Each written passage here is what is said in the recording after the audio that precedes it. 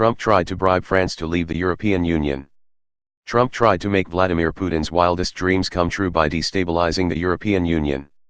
Trump never misses an opportunity to insult America's closest allies in Europe, but the problem is much worse than just trash talk.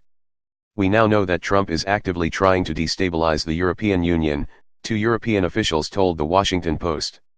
During an April meeting at the White House, Trump offered French President Emmanuel Macron a shocking deal: if France leaves the EU, the US will give France a much better bilateral trade deal than the rest of the EU gets.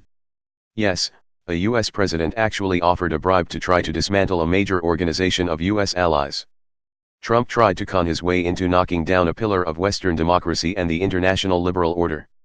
If Trump succeeded at this, it would make Russian President Vladimir Putin's wildest dreams come true. As long as there is a unified Europe that maintains a liberal international order with basic rules of the road, it is a disaster for a dictator like Putin, former Vice President Joe Biden told Rajan. That's why Putin is doing what he's doing.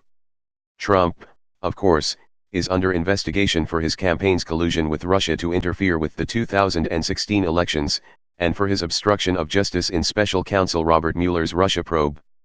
So when Trump openly fawned over Putin during the 2016 campaign, it wasn't just bad taste. It was the tip of a much bigger iceberg of corruption and widespread attempts to undermine American democracy.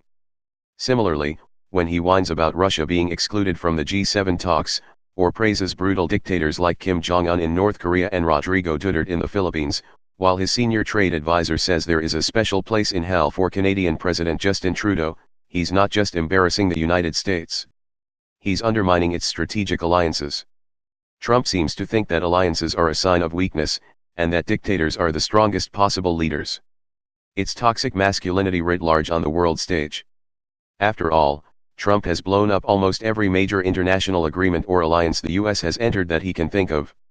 He withdrew from the Trans-Pacific Partnership, broke America's end of the bargain on the Iran deal, pulled out of the Paris Climate Agreement, and bailed on the United Nations Human Rights Council.